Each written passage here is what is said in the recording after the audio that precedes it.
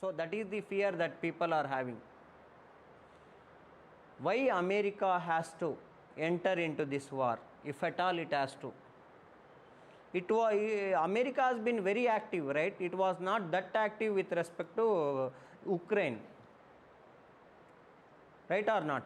America has not been that active with respect to Ukraine. What they did, they funded some money and they supported them with respect to some basic necessities, even with respect to that is weapons, right or not? They supplied, the European Union supplied with weapons. But the thing is here, it is keeping its warship near South China Sea, and it has been in Indian Ocean. If at all something, war breaks out or something happens, the choke point with respect to oil has to be stopped, right? This Strait of Hormuz, how many of you people knows, right? That is in the Horn of Africa, right? So in and around, Horn of Africa, you would be able to see. So what are the things that has to be remembered means from the defense point of view, right? So Strait of Hormuz is one thing, Strait of Malacca is another thing, right? So those are the choke points because China doesn't have its own oil resource. Are you getting me? 80% of the oil comes from other countries to China. And another most important thing, sir, you might ask, sir, China's relationship with Russia has been growing like anything. Russia is supplying oil to India, right or not, at 30% lesser price, right? So in such a scenario, can't it help China? Have you ever heard about last 2 to 3 days news? China has been shutting down many of its industries due to lack of electricity, right? Or yes or no? Have you heard something? Right? So you need to hear the news, start hearing it. So China has its own problems, right? So at the same time, 80% of the resources come from many places. Russia contributes major portion in today's scenario, there is no denial. But the thing is, China is not sufficient alone with respect to Russia, right or not? At the same time, Russia is also under war with Ukraine, 6 months, right? The completion of 6 months is happening. At the same time, NATO allies are making sure that it gets tougher for Russia over a period of time, right or not? So all these things put together shaping the World War III. Next 5 to 6 years would be of turmoil in the world, entire world scenario. Next 5 to 6 years for sure, very sure. So that would in turn take into shape of world after Third World War. It is shaping. Again, we are regrouping and doing many things. NATO is very active, right or not? NATO in today's scenario is very active. And USSR, former USSR, that has been collapsed in 1991, right? 1990 and 1991. That is modern day Russia, right? So it has been very active in Africa, which has been very active in India, right or not? It has been very active in China. So how to counter NATO and American forces? Because Russia is having problem even with Japan. Russia is having problem even with China. But still it is supporting China. We and Russia does not have any sort of problem, right or not? So yesterday around 6,000 crore rupees MIG deal was cancelled between Russia and India, right? So that is one among the things. So all these things shapes, right? So world of next 10 years. What are the developments that are going to happen? Who would be playing major role? Who would be playing the role of wait and watch? When we talk about Second World War, right or not? So in and around that is 1938 to 1942. Okay. The thing is, America did not enter at the first instance. Okay, America joined the war in and around 1941, by the end of 1941. So that can become game changer. Again, India is doing the same role. India is not in a mood to join any of the blocks and making sure that it is protecting its POK, LOC, right or not?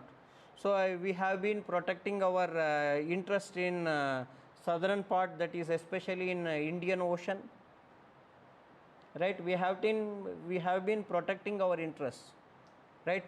So we have been trying to have multilateral trade relationship with other countries. Okay, that is it might be BRICS, it might be Quad, like that. We are trying to have one-to-one connection. India-Japan relationship, India-France relationship. Are you getting me? Right? We are trying to have trilateral and quadrilateral relationships. So that is one among the things. So through all these things, what we are trying to do is, we are trying to make sure that we are not affected much. We are not at all affected much. We are making sure of it. We are buying oil at 30% discount price, right? Now, for the first time, Venezuela is also part of Indian oil market, right or not? Yesterday or day before yesterday. Yes. So that is the thing. Venezuela is also part of Indian oil market. Then you people can, with respect to your CAPF examination, what is the capital of Venezuela? What is the capital of Vietnam? Which are the rivers which flow through Venezuela, Vietnam? What is the type of climate that they have? Whether it is equatorial type of climate, or whether it is desert type of climate, whether it is monsoon type of climate, all these things you people have to understand, you people have to study and apply. If there is some place which is in news, you have to make sure that you revolve around that particular topic in 360-degree. Geography, history, right? Is there any economic importance? Are they having any trade relationship with us? Are they part of any of the group that India is part of? Are you getting me? Are they part of any group where India is part of? So all those are the things you people have to understand and make sure that you people go through it. Is it very clear? Right? So in today's scenario, we would be talking about India in 6th century BC. India in 6th century BC. When we talk about this condition, right? I was talking the other day, yesterday, I have completed something called later Vedic period. Right? There I was talking about what was the social condition, economic condition, political condition, especially of later Vedic period. We were talking about many things. So all those things that were happening in and around that particular period of time, that is 1000 to 600 BC, that has shaped what is 6th century BC in modern context. Are you getting me? Right? So I was talking about early Vedic period, where these Vedic Aryans were part of Indus and Sapta Sindh region, right? Sapta Sindh. So that is Indus and its tributaries, right? So Indus and its tributaries. I am bad at drawing, please bear with me, okay? I want in turn you people to understand better, that is why I try to draw. Right?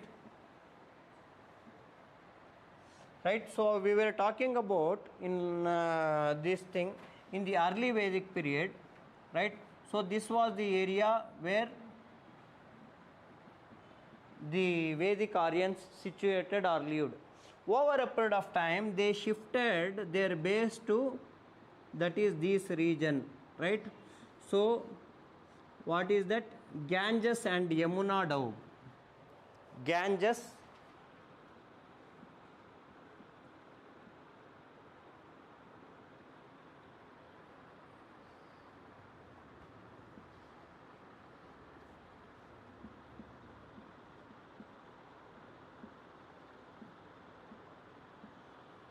right? Ganges and Yamuna Doab. So that is the scenario with respect to this particular region, right? After that, at this particular period of time, what happens? All these developments take place in and around this region. All these developments from 1500 to 600 BC, I am talking about 1500 to 600 BC. So this was what the map of India. Are you getting me? So early Vedic period, later Vedic period. This is early Vedic period. This one is later Vedic period, right? So by the end, that is by the end of 6th century, what was India at that particular period of time? There were many changes that were happening, especially in the later Vedic period, shaped what would in turn happen in India with respect to 6th century to 4th century BC. Why only up to 4th century BC? After that, we would be studying about the setting up of Mauryan Empire. Is it very clear? This is one among the dry topics. Dry topics, it is not dry. The thing is, if at all you understand it in better manner, so it would be helpful for you people. It is very enjoyable, right? So, but the as if for students one who are studying or one who have not at all listened to classes, for them this might look difficult. That's it. Okay. Then what would happen, right, at this particular period of time in and around 6th century BC? When we talk about this particular scenario, 6th century BC, what is the source of history that we have? We have to have some source of history, right? Are you getting me? What is the source of history to build? This is what has happened. This is what the lifestyle was. This is what the culture was. This is where the people who were ruling this particular part of the country. Are you getting me? Right or not? Right? So this is what is the source of history with respect to this particular period. Right? There were many sources, especially literary source becomes very, very important at this particular period of time. Right? So literary sources of especially Jain and Buddhist, right? They played literary sources of Buddhism and Jainism gave elaborate information to us about this particular period, right? So what was the changes that this period was having or India was going through at this particular scenario in and around 6th century BC? What was the changes? The first change was Mahajanapadas.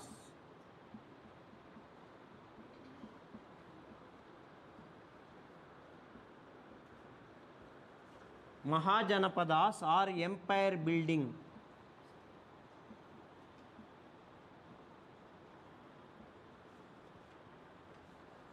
Right? So this was the activity which was taking place. And another most important thing that was having at this particular period of time was religion.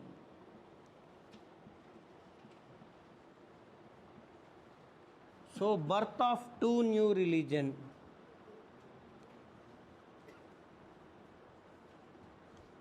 So the birth of two new religion, these two were the major things that has shaped India from 6th century to 4th century BC. Are you getting me? There were 16 Mahajanapadas according to Diganikaya. 16 in number.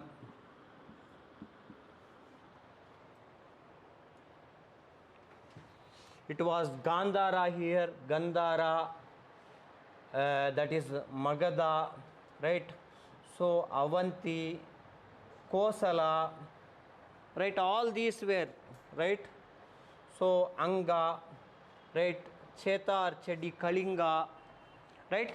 So there were many, that is many number of Mahajanapadas, right? Many number of Mahajanapadas at this particular period of time, which were part of North and Central India.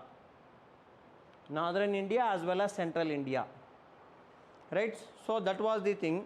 Among that, right, so there were 4 leading contenders with respect to empire building in India as such, right? So among them, in the 4, the one of the best was Magadha, right? So that is what we give utmost importance to Magadha. Magadha Empire or Magadha. So we would in turn talk about different places, and I would give you certain facts with respect to these 16 Mahajanapadas. The questions would be usually around Buddhism and Jainism at this particular period of time. This is what you won't get in any other books. Most of the standard books of degree standard or history optional. So those are the books that can give you some sort of information about this particular time period. Are you getting me? Right? So that is what we would be looking into with respect to this particular time period. Right? When we talk about this particular aspect, there are many changes that has been happening. Among that, first and foremost is empire building. What was happening? Even at the time of later Vedic period, we have studied about Mahajanapadas, right or not? So there I have told the position of the king was rising, right? So initially, at the initial stage, we talked about king as Raja or Rajan in terms of early Vedic period. The position of king was rising from Raja or Rajan to Maharaja, Adhiraja, Samrat, Ekrat, right? Chakravartin, everything was there. Everything. The status of king was rising, right? So with respect to that point of view, so what would be the implication of these things with respect to Mahajanapadas after 6th century BC? The status of king becomes very, very important. Very, very important. Without that, Mahajanapadas would never have been possible. Right or not? So in such a scenario, what was the need for kings to fight among themselves at this particular period of time? I told you yesterday, right? In order to protect its people, that is first thing is Raja Dharma, right? So and another most important thing is to, the fight was for land, the fight was for cattle. Is it very clear? The fight was for land and cattle. So that is the thing that in turn made these kings to fight among themselves. So all these things were happening even in 6th century BC also.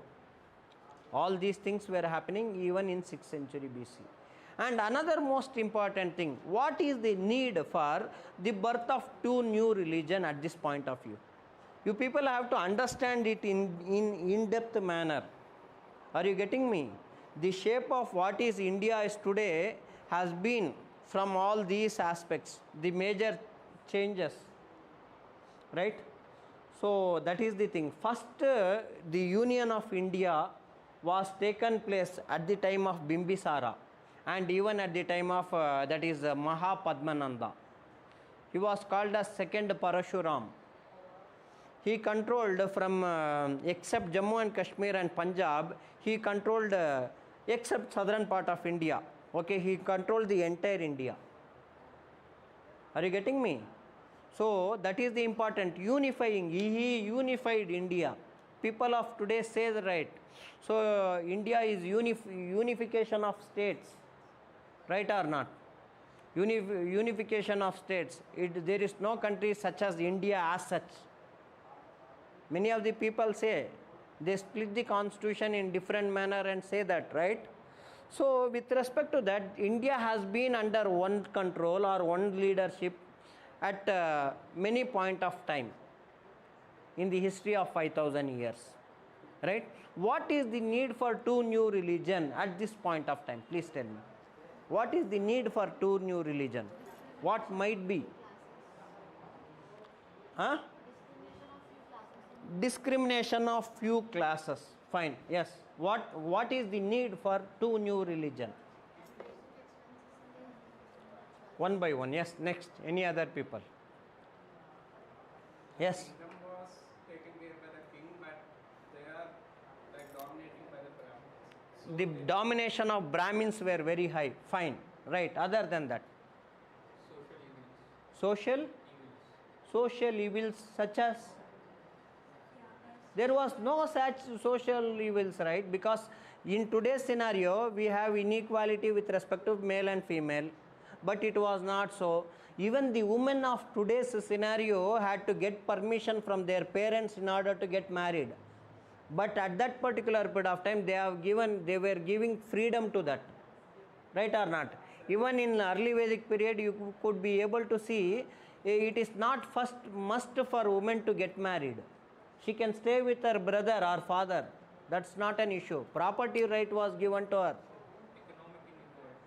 Economic inequality. Economic inequality. Okay, economy, we were under barter system, right? Then what sort of inequality which would have gone through? Only in the higher classes, not Right? So the image and prestige, that is what people live for, right? Anand Sharma came out of Congress working committee in that is which state is that? Haryana or some state, right?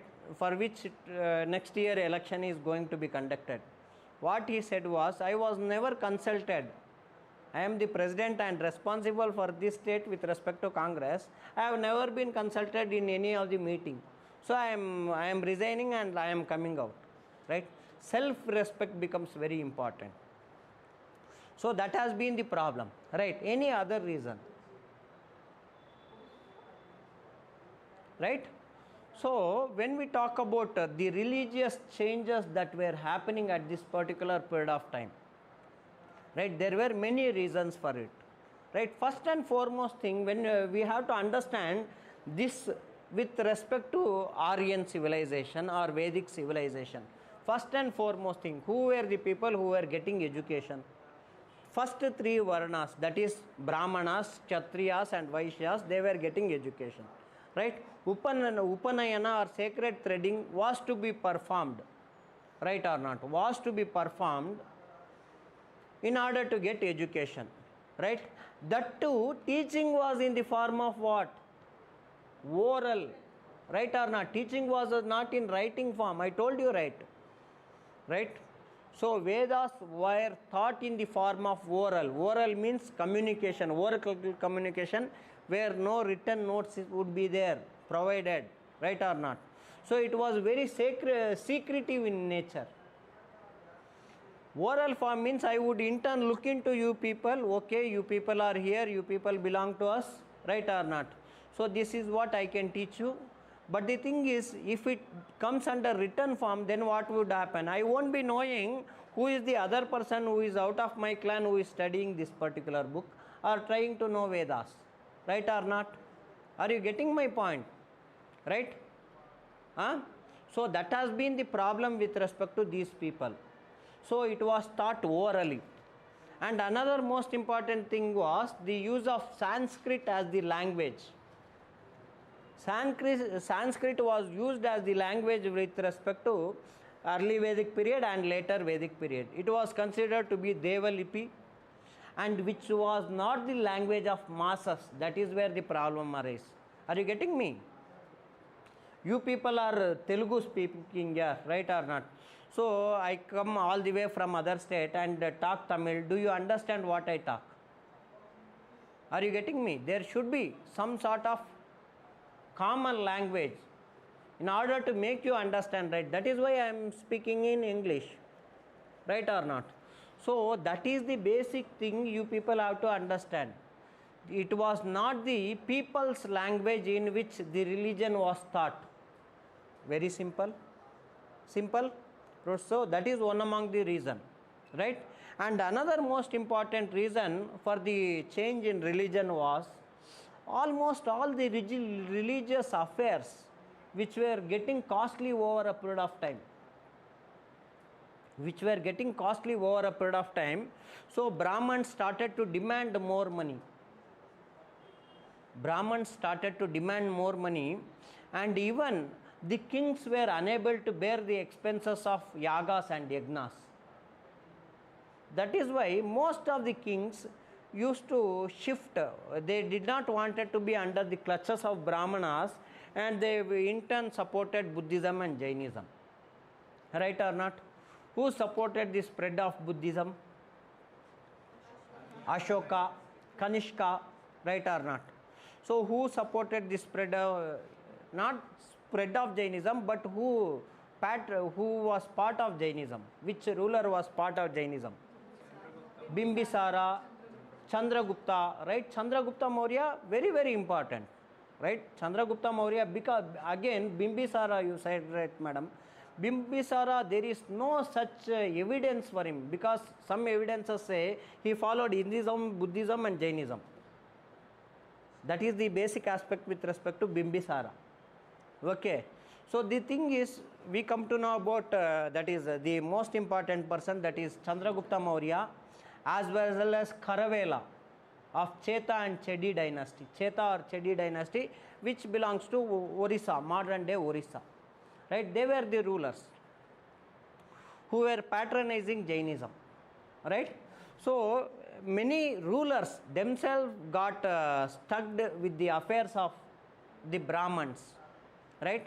They were unable to bear the pain, and they started to shift towards other religion. Right? And another most important thing, when Raja thinks like that, what would be the thinking of the people? Right or not? When Kshatriya, who is on to the second level, right or not? After Brahmana, Kshatriya comes, right? So who is in the second level, things like that. What about Vaishyas and Shudras? So that is the problem there, right? So in this particular aspect, what happens usually is, most of the people who were part of Vaishyas as well as Shudras were also fed up with Brahmanas. Shudras, they have nothing to do with Brahmanas, because they were from birth, right? At the time of pregnancy, from pregnancy till death, there were 16 rituals which were to be performed according to Vedic religion or Vedic culture, right? These Shudras were never be able to do even one sort of ritual. They were not allowed to do. Are you getting me? So that is the problem with respect to Vedic civilization.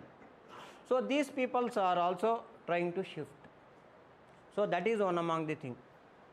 Elaborate rituals which in turn halted or gave chance for birth of two new religions, that is Buddhism and Jainism. Right? And another most important thing is, it was complicated. The religion, the way of practicing religion becomes complicated over a period of time, that is especially in later Vedic period. Right? So all sort of rituals were done, and I was saying you yesterday that initially in the early Vedic period, 7 priests used to perform one yaga or yagna. It became 17 in later Vedic period. The number raised, the cost raised. For performing Rajasuya Yaga, they need to pay 2,40,000 cows. Right? So almost all the things getting costlier. And another most important thing with respect to them, or right, with respect to Brahmanas, they were not treating anyone equal to them. They felt they were superior than even ruling class. Are you getting me? All these are the problems which in turn created two new religions in 6th century BC. Are you getting me? There were 62 religions. But the thing is, 2 religions came to limelight. Who was Buddha? He was considered to be Siddhartha, right or not? So he was from ruling clan. Right? He was born to the ruler of Lichavi, right or not? He in turn wanted to know what is truth, what is reality. He left home and he attained some sort of knowledge, Kevala Jnana, that's what we say. Kevala Jnana means minimum knowledge, right? As well as when we talk about Mahavira, he was also from princely clan. He was also the prince, right or not? So they in turn made sure that this Buddhism and Jainism made sure that they gave some sort of relief to the people in and around 6th century BC. Is it very clear? Some sort of relief has to be there, right? Are you getting me? You are not allowed to follow your religion. Okay. In such a scenario, I would in turn ask you people, what should I follow? You are not allowing me to follow your religion, right? Then I have to find something new for me, right? So that is where this Buddhism and Jainism got into play. Are you getting me? Then what should be with respect to Buddhism and Jainism in order to grow, right? What should be the aspect with respect to Buddhism and Jainism? How can a new religion grow here? Answer to my question.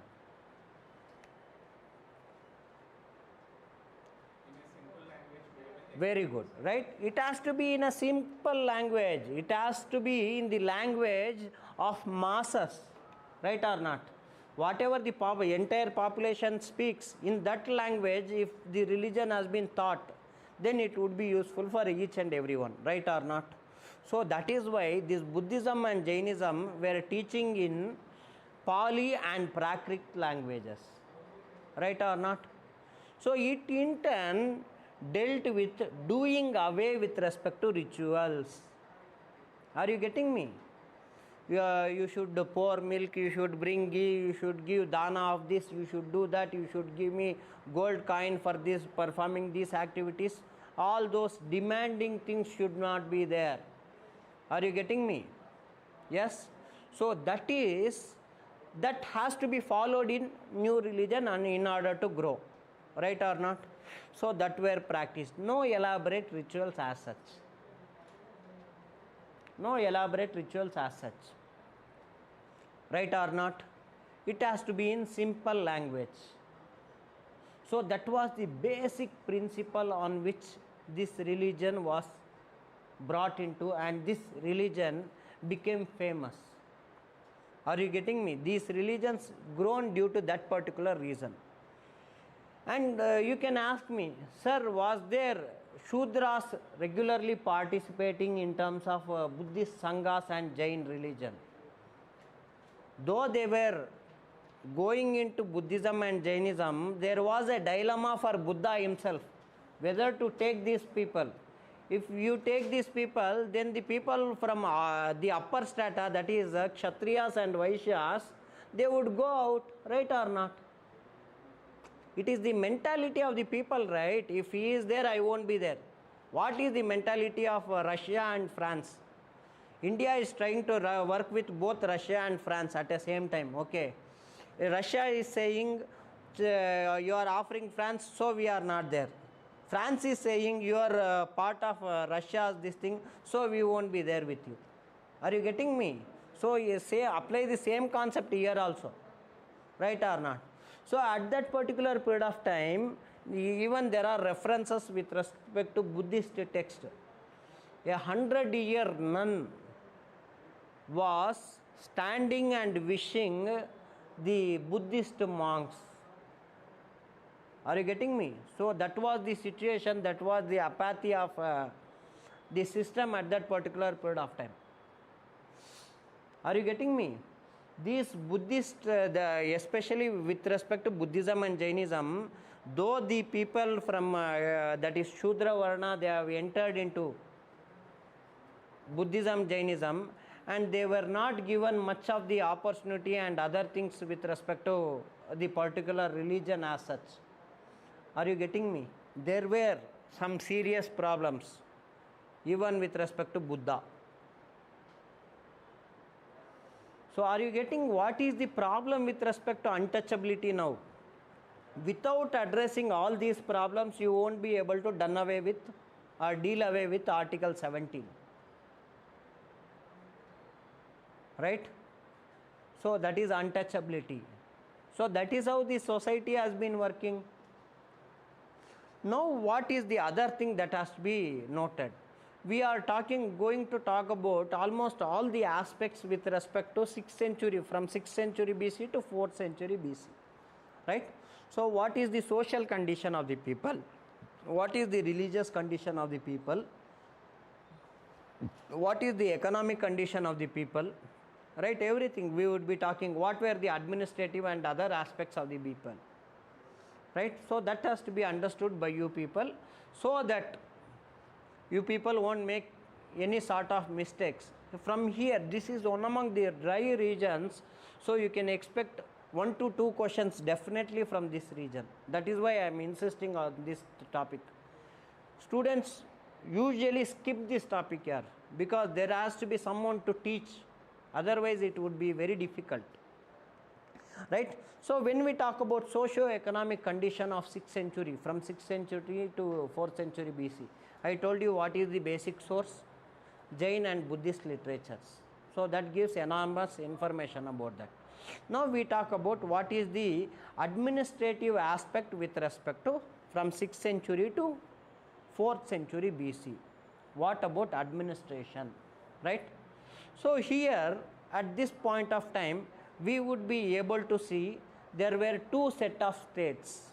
One is republican in character and another one is monarchical in character, right? What is republican? It in turn refers to the people are elected by the king. Are you getting me? Republican form of government. India has, in preamble we have republican character, right or not? Preamble we mention republic. Why? The head of the state is elected, though it is indirect election. Who is the head of the state? Head of the country? First citizen, it is the President of India. He is elected by all the elected MLAs and MPs of both, that is MLAs with respect to legislative assemblies, MPs with respect to Lok Sabha and Rajya Sabha, right or not? In the same way, there were kings who were elected at that particular period of time. Are you getting me? So that those people were called as republicans. And monarchy is another form of government where king has its own, right, powers, and kingship becomes very hereditary in nature, right? Hereditary, you people know, right? Me, after me, my son, his son, so it goes on like that, hereditary in nature. So that is first and foremost thing that has to be remembered. So when we talk about this republican character, especially who were the people, who were the dynasties or Mahajanapadas which were part of republican character, please try to make note of it. Okay, please write something, don't okay. So first one is, right, Vajji, Malla,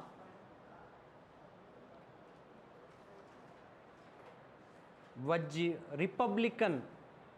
republican kingdoms, right? So Vajji, Malla, Kuru, Panchala, Vajji, Malla, Kuru, Panchala, Lichavi were some examples of republican character. Republican states were called as Gana, G-A-N-A. Republican states were called as Gana. The assemblies of republicans were called as Santagara.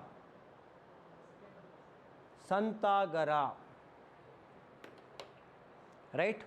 So when we talk about these republicans, right, so who is the head of republicans? It was Raja or Rajan. So that is one among the things that has to be remembered. And when Buddha was conducting his Sangha, okay, Buddha means Sangha. Sangha means union of people. Before him, in order to learn his teachings, right? Buddha was conducting his Sangha in the form of republican character. Are you getting me? Is it very clear? He was conducting Sangha in this particular form, republican character. Everyone were gathering at a particular place where he was giving his teachings. So that is one among the things that has to be remembered by you people, right? At the same time, what was the, how these 16 Mahajanapadas were? They were having matrimonial relationship with one another, right? There were also wars, or they fought among themselves at different point of time or different period of time. So this is one among the things that has to be remembered by you people. And at the same time, right, so there were certain peoples to help the king in terms of administration, right? So it were priests, right, commander in chief, that is, they were called as Mahamatras. Mahamatras, please write it down. So all these are the, whatever the words that I spell, okay, which is important, that would be part of your question. Mahamatras, who were large number of officials to help the king in terms of administration.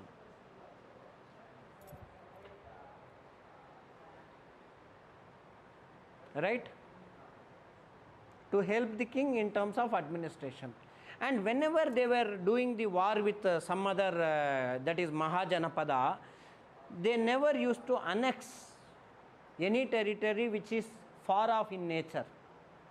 Are you getting me?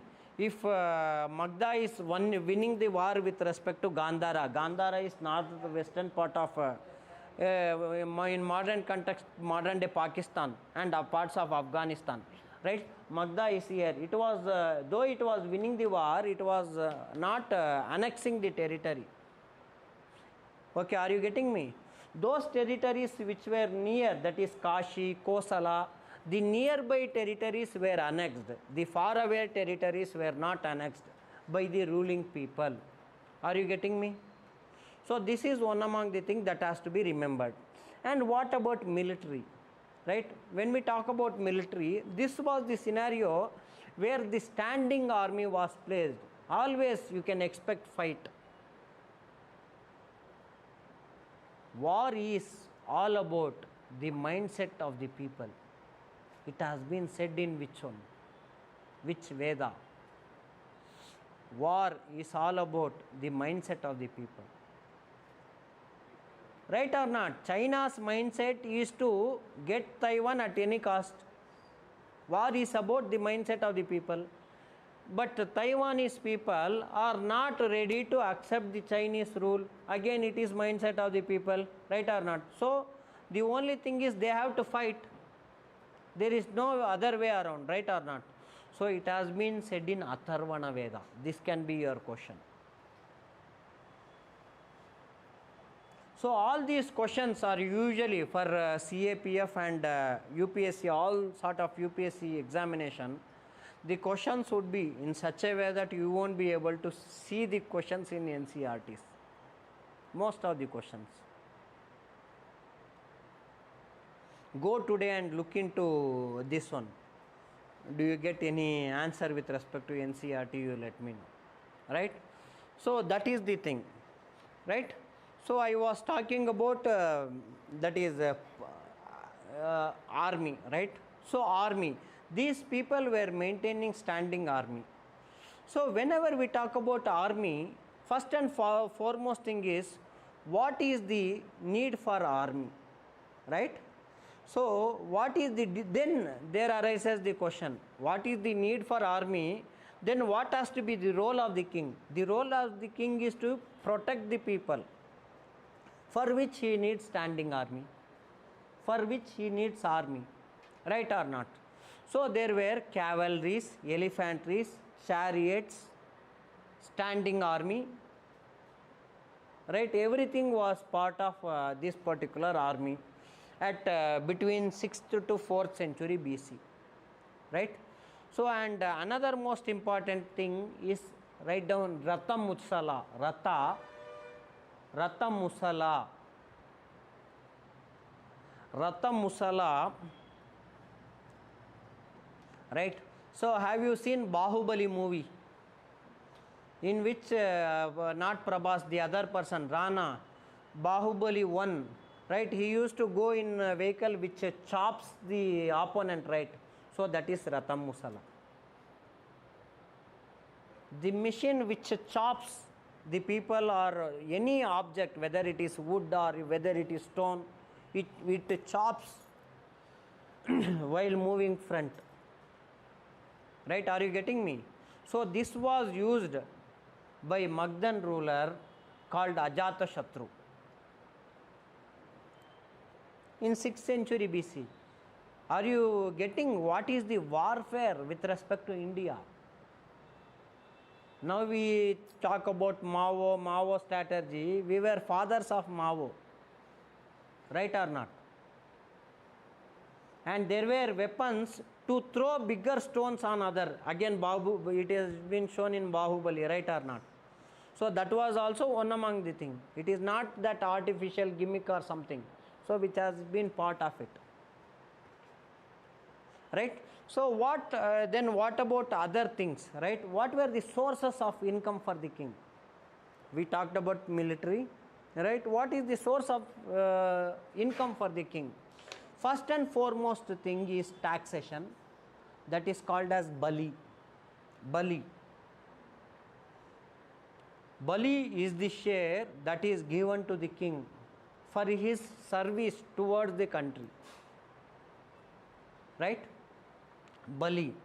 And yes, there were officials to collect taxes. In today's scenario, IRS officers are there, right? So in the same way, there were people, right? So what was the other important source of income at that particular period of time? Land tax, agricultural income, right? So that was another most important source of income. So where usually the taxation would be around 1/6 to 1/12. So that was the range at which these governments used to tax people, 1/6 of the produce to 1/12 of the produce, whatever they produce. So that is one among the things that has to be remembered by you people. And another most important thing, who were the people who were responsible for tax collection, right? He was called as Grama Bojaka, tax collection. Again, all these things can be match the following questions. And traders used to pay octroi tax. Traders, if at all they used to bring their product from one state to another state, they need to pay octroi. In today's scenario, what do we have? GST, right or not? GST is nothing but bringing every tax into one umbrella. That's it, GST. Are you getting me? Bringing every tax, that is VAT, as well as manufacturing tax, almost all the tax would be brought under one category, that is GST. At the end of the day, who is going to bear GST is the consumer. The end consumer is going to bear GST. GST falls on the head of end consumer. You are going to hotel and you would be eating, right or not? So you would be given a bill, in that CGST, SGST would be there, right? It depends on the restaurant to which you go. So to have what is the share of CGST and SGST. It varies from 5 rupees to 10 rupees or even 5 rupees. It can go up to hundreds of rupees in 5-star hotels, right? So that is the thing. When we talk about the source of income, right? Traders were taxed, octroi. And there is a concept called milk money, MILK, milk money. Again, this can be your question. Milk money. So this is the money which was gifted to the king by the people at the time of birth of baby to the king, legal heir, right? The birth of baby was celebrated in such a way that people were giving, voluntarily giving money to the king. This is called as milk money.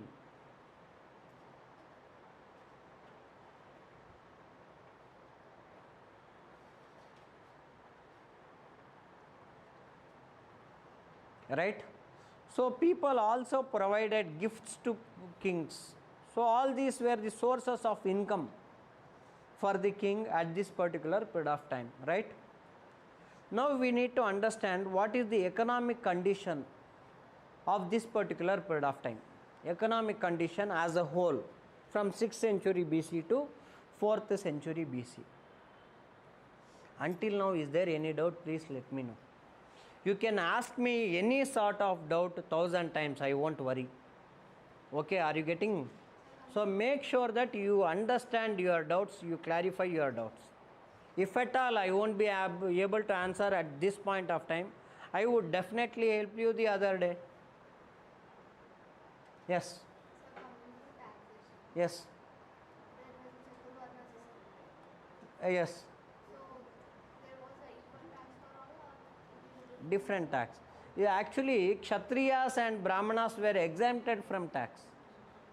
Then the other people, for especially, there were opportunity for those people who were not earning also, they could pay tax.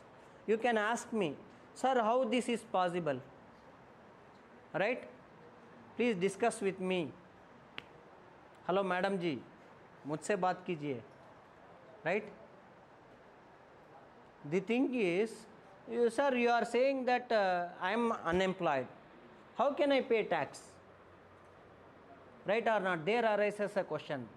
So there is a concept called you need to work for minimum number of days in order to pay tax. That's it. Your labor would be used instead of tax. Are you getting me? So that is the art of collecting tax. The art of collecting tax becomes very, very important in running a government, any government. Are you getting me? Right? So the Shudras used to pay tax, Kshatriyas used to pay tax, but Brahmanas, they were exempted from taxes. Right? Kshatriyas were also exempted from taxes. They had that leverage, yes. Administration and taxation were run or collected in the name of religion.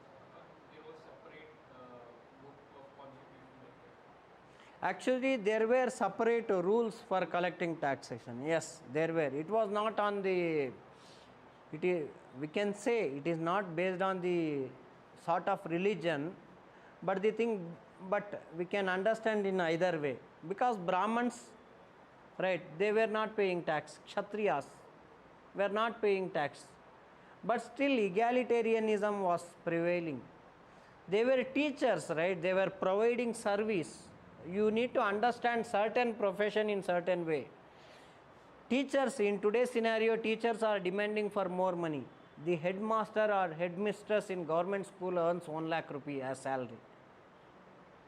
Can you imagine? Are you getting me? In order to teach from 7th to 10th or 12th, they are taking around 1 lakh rupees salary. Teaching should not be commercialized. Right? So teaching, and another thing is protection, protecting the country, Kshatriyas. So with that leverage they might. Are you getting me? The other two persons, they have to, at the end of the day, someone has to pay the tax, right?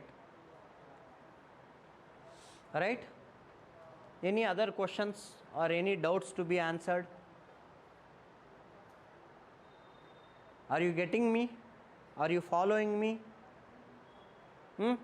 Now, what is the economic condition of the people at this particular period of time? Right? First and foremost, economic activity was agriculture. Agriculture was the main source of employment for the people, right? So where you would be able to see cattle rearing, grazing of animals. there were separate land for grazing of animals, right? Separate land for grazing of animals. So that is one among the thing. And people used to grow almost all sort of crops, and again tax collection was from 1/6 to 1/12. Tax used to be collected by the representative of the government, right? And there were trade, right or not? Trade union were there. Trade union were called as Shrenis. Shreni. Sreni. Always there would be a question from trade, agriculture, art and culture, right? All these sort of questions would be raised. Shreni. Shreni is nothing but a trade union.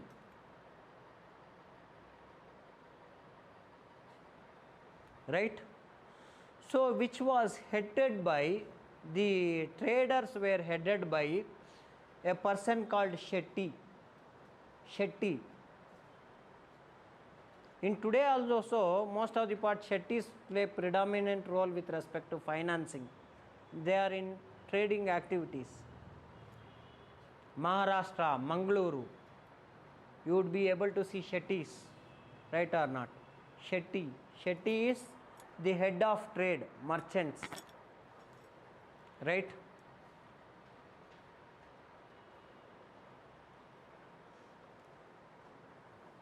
So difference between Bali and Baga. Bali and Baga means a share. Baga means share.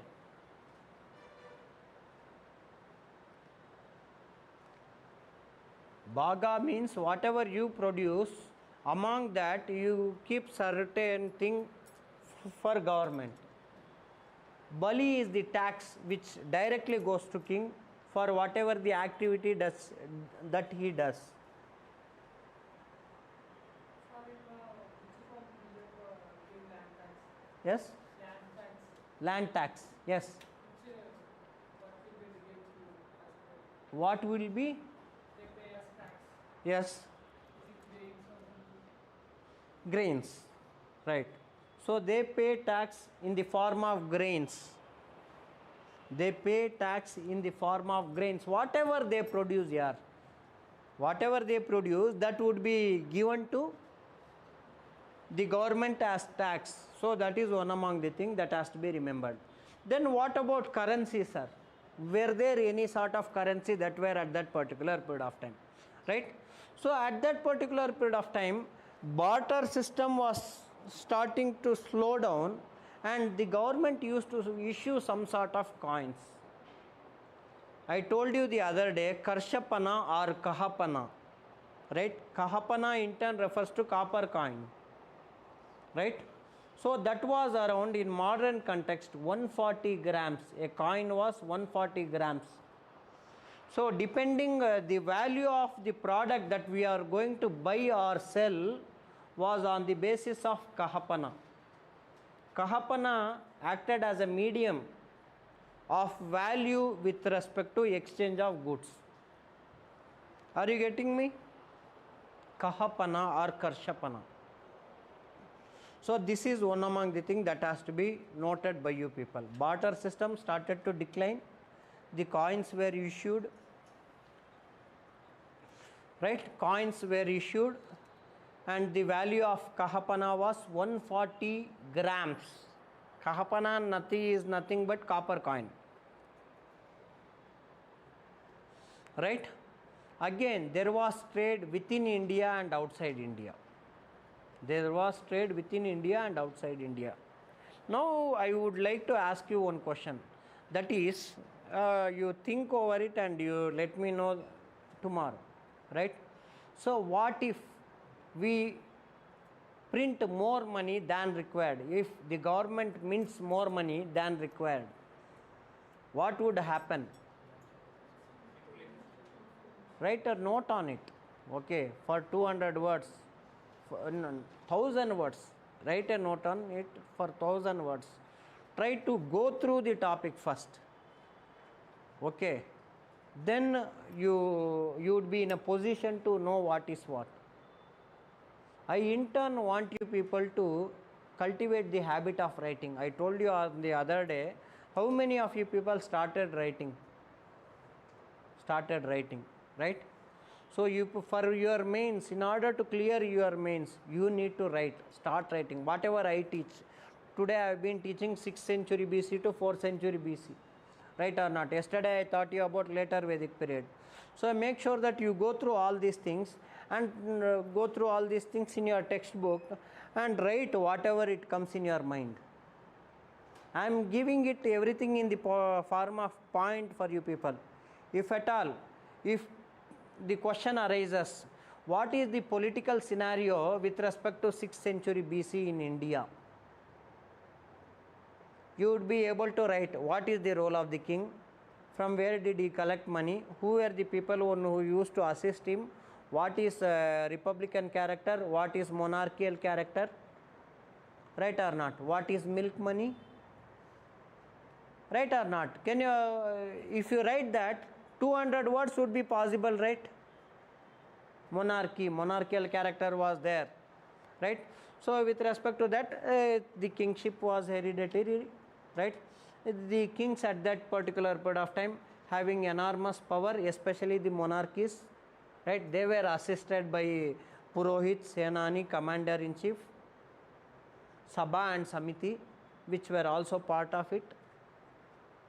And at times the ruler, even with respect to monarchy also, at times the people used to elect the king. That has happened in Haryanka dynasty. While studying Magda, you will come to know. Today I will speak about that. Fine? So that is one among the things.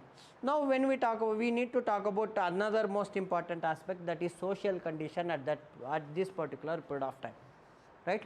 So when we talk about social condition, it was all about Chaturvarna system, right? Chaturvarna system was prevalent at this particular period of time. Brahmanas, Kshatriyas, Vaishyas and Shudras were prevalent. And there were one more set of people that were added to this list, that is Chandalas. Chandalas were untouchables. Chandalas were untouchables. Please, the status of Shudras were far better than that of Chandalas.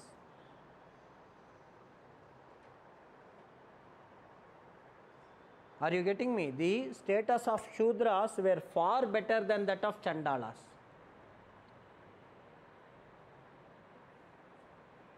So they were not having liberty to join. Yes, they were not allowed to. So this is one among the thing. That is, Chandalas were untouchables. Chaturvarna system was followed.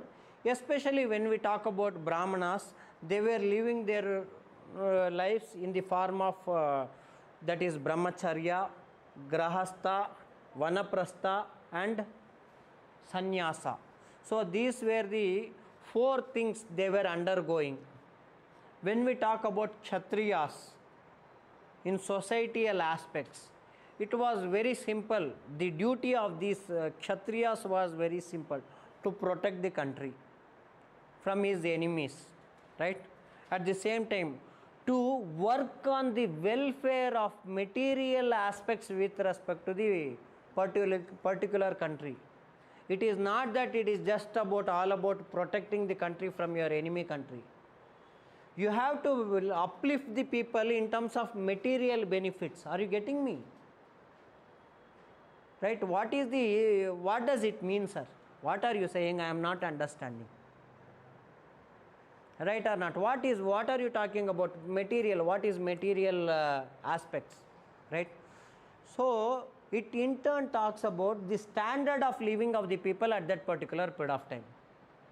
In 1960s, right, if you were having cycle, then you were rich, considered to be rich, if you were having cycle.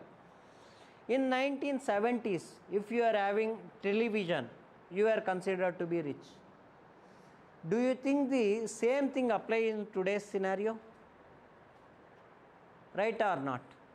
So the thing is, there is TV for 10,000 rupees also, and it can touch or go up to 10 lakh rupee also, right or not?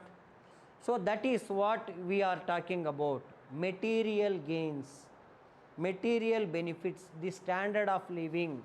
In what way the king was responsible for the better standard of living of that particular period of time.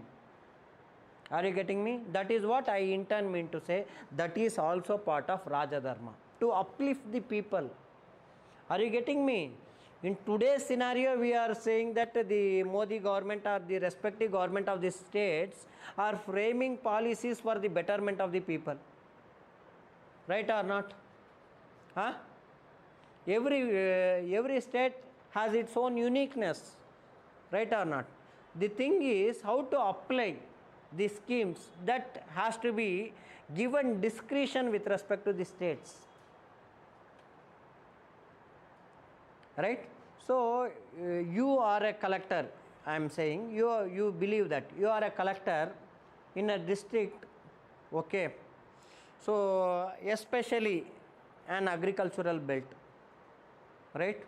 So in such a scenario, you would be seeing that most of the students who are not going to school, right? So how do you make the students to come to school? I am talking about agricultural belt.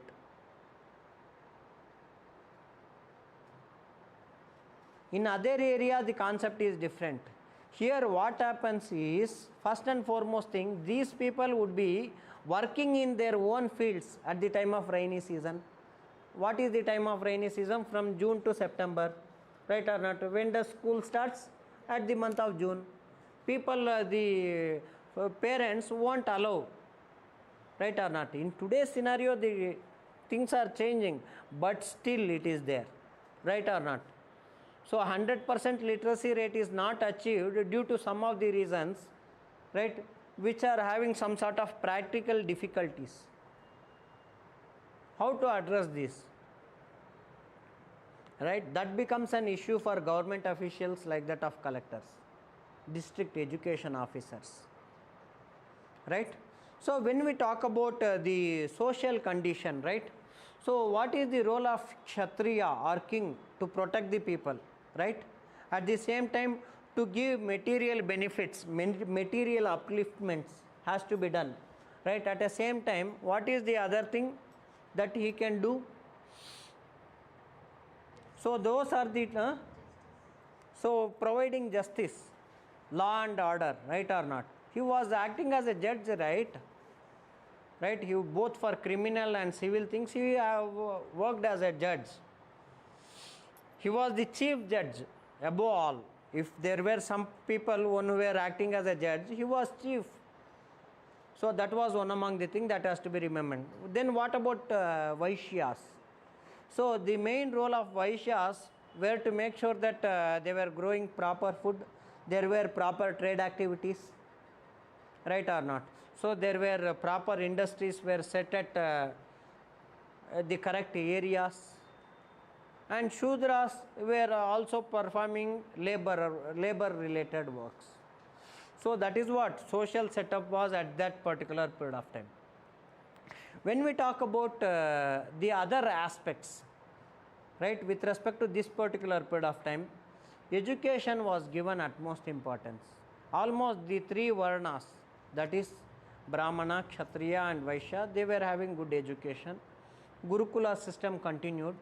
Taxila, right, was very important center of education. Taxila comes in northwestern part, right? So it is very important for law. In terms of education, it is important for law and medicine, to be specific, to be precise, right? It was important for medicines, right? And when we talk about the position of women, the position of women in the society started to deteriorate. That started from, that was more worse when compared to later Vedic period. Then you have to imagine what is the thing that is going around. It was more worse than the later Vedic period. In later Vedic period, you would be able to see the freedom was given to women. But the thing was, they were missing their pride. Right or not? Are you getting me? The freedom was given, but they were missing their pride. Here, their freedom is also gone. Almost.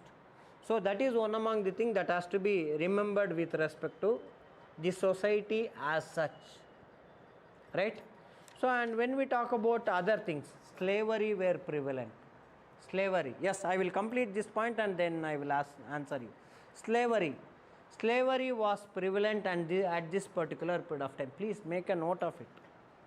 Because slavery was prevalent at any dynasty, if they ask something, then you should be in a position to answer. Right? Slavery has been, I am using the slavery for the first time now. In past 4 days I have not used. Right? Slavery has been prevalent. Right? So, prevalent of slavery. So, who were made as slaves? There arises the question, right? The people, one who have lost the war, were captured and brought in as slaves. The people who participated in the war and they lost the battle, they were considered to be slaves. The people, one who has borrowed money and not given back, they were also considered to be slaves. In today's scenario, then Vijay Mallya should be a slave. Right or not? Nirav Modi, Vijay Mallya, all these things people would have been slaves. Right? And another thing is, so criminals were treated as slaves. Criminals were treated as slaves. Punishment. And slaves could be gifted to other people. Slaves could be gifted to other people. Gifting of slaves. See, this is nice person. You take him, he will do all the needful for you people.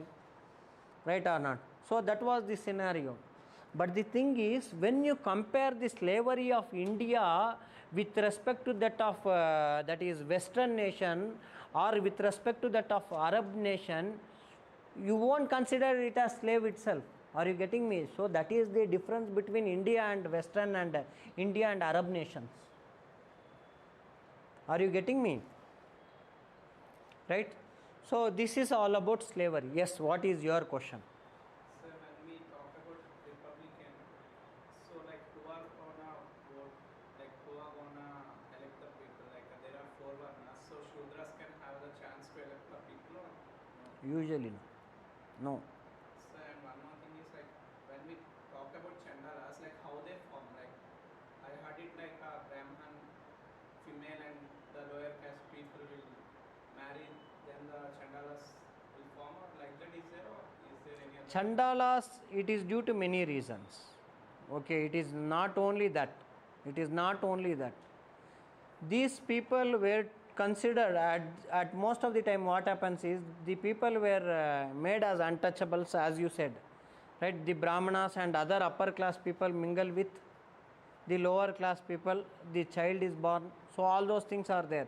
And the people one who were criminals or one who might have been on bon voyage, right? They have been thrown out of the country, right?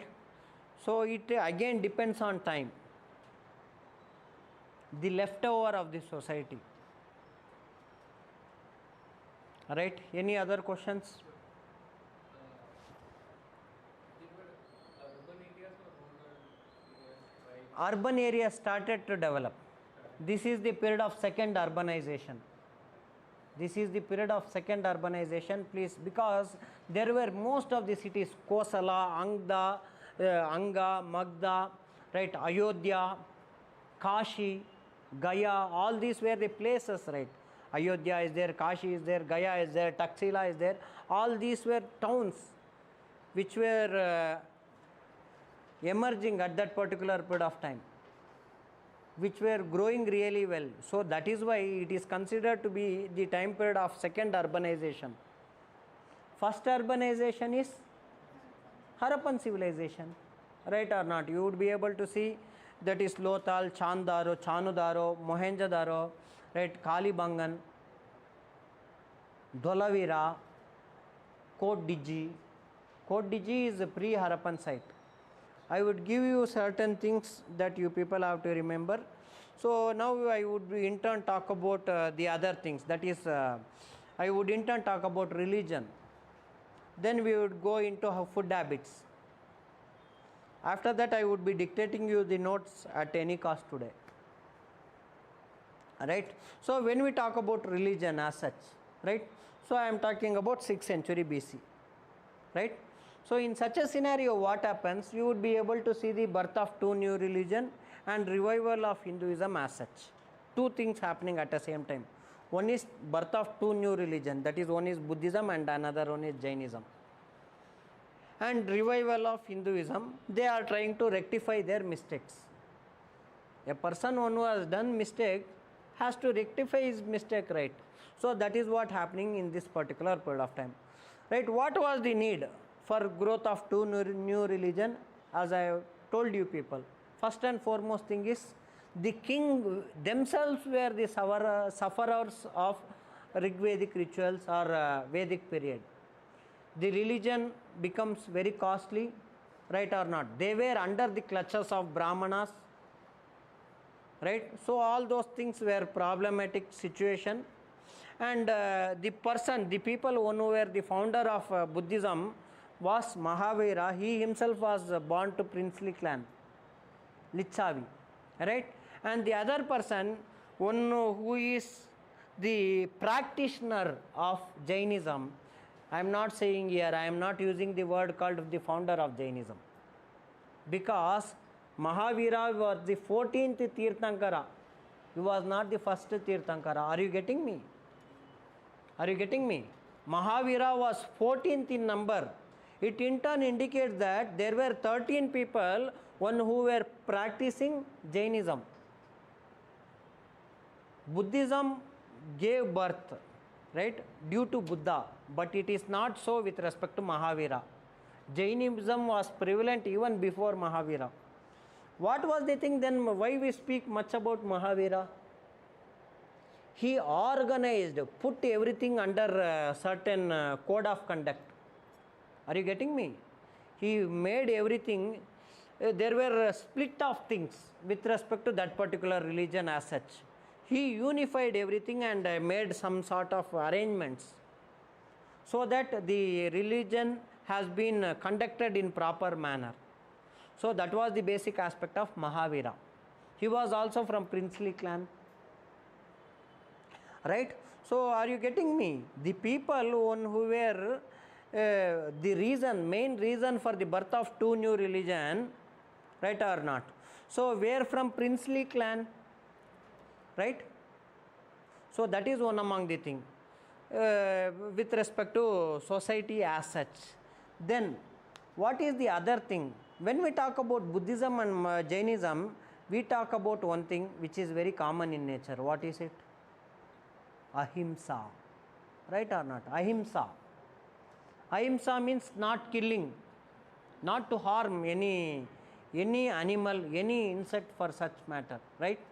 So that is what ahimsa is all about, right? So ahimsa was the basic aspect with respect to religion at this particular period of time, right? Even the Kshatriyas left eating non-veg. Kshatriyas, the so-called Kshatriyas, they used to go for hunting, right? Right? So that was the basic thing that was happening at this particular period of time. People left non-veg and vegetarianism was promoted.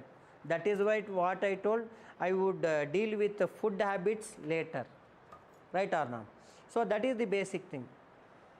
And another most important thing is animal, even with respect to Brahmanas, I told you, there were some sort of changes which was brought in terms of Brahminical culture or Hinduism as such, right?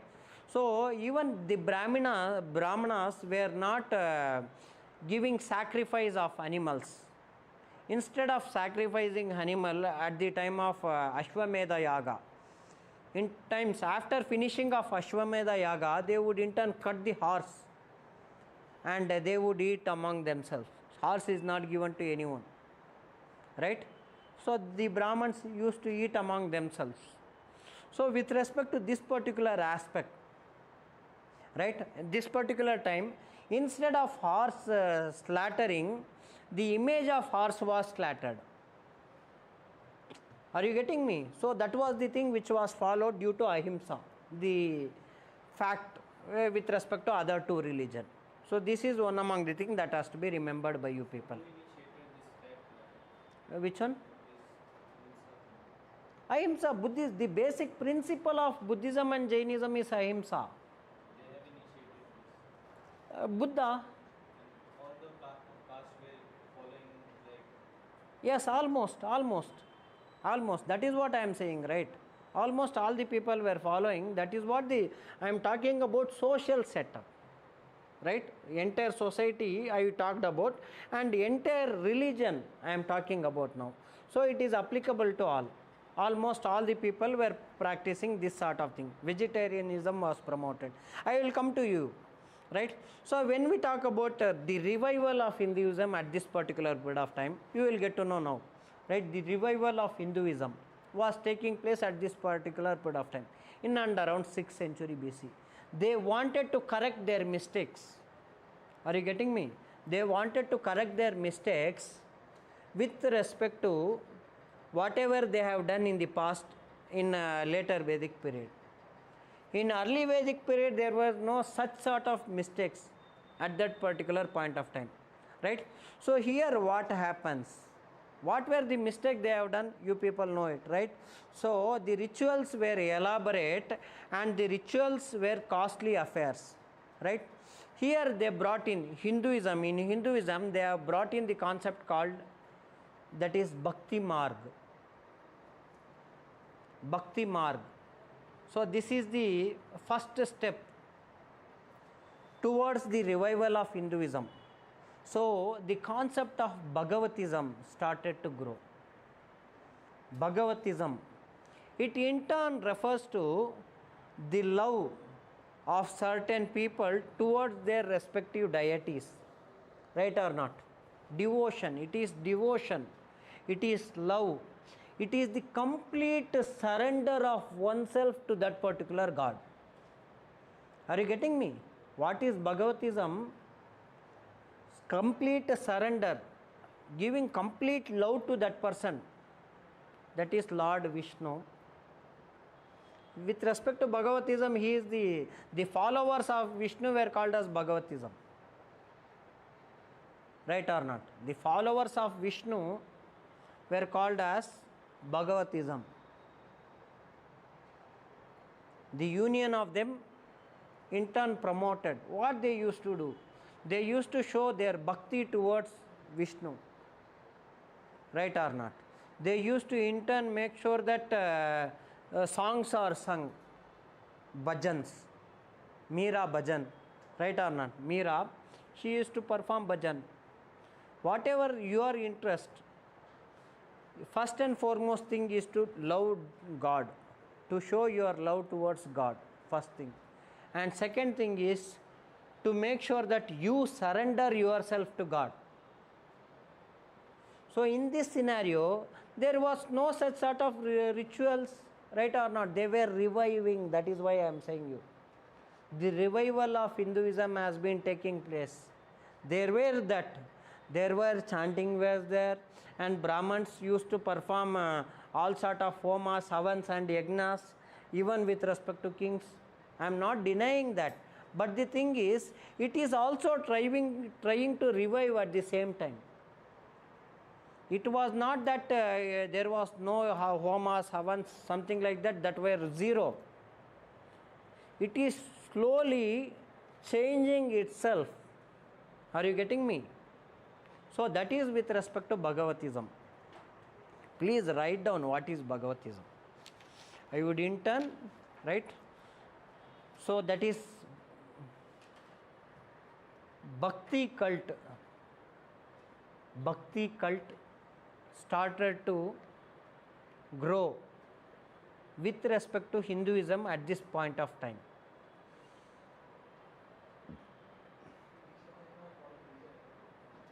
Right? So devotion to one God, devotion to God or one God, whatever it might be, right? Especially Vasudeva.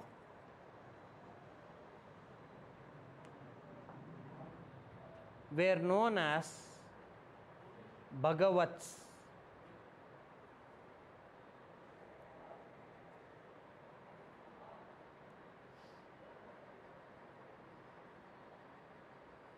Krishna and Vasudeva came to be identified with Vishnu and Narayana.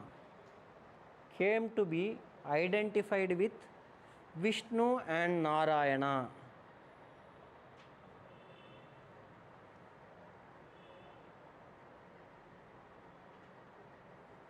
The worship of Krishna did not prescribe rituals, did not prescribe elaborate rituals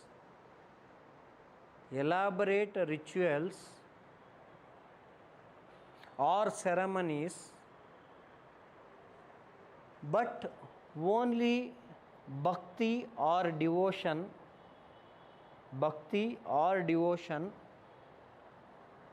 and self-surrender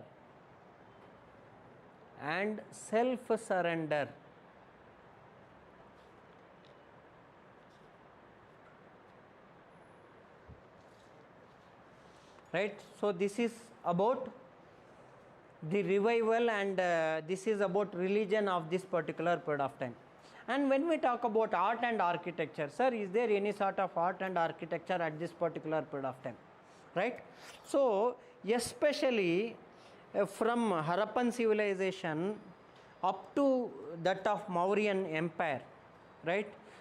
There is no such art and architecture because we are not having any sort of evidences for it. The basic reason behind it is these people, almost all the people, they were not using stones for construction. Instead of that, they were using wood and bamboos for construction.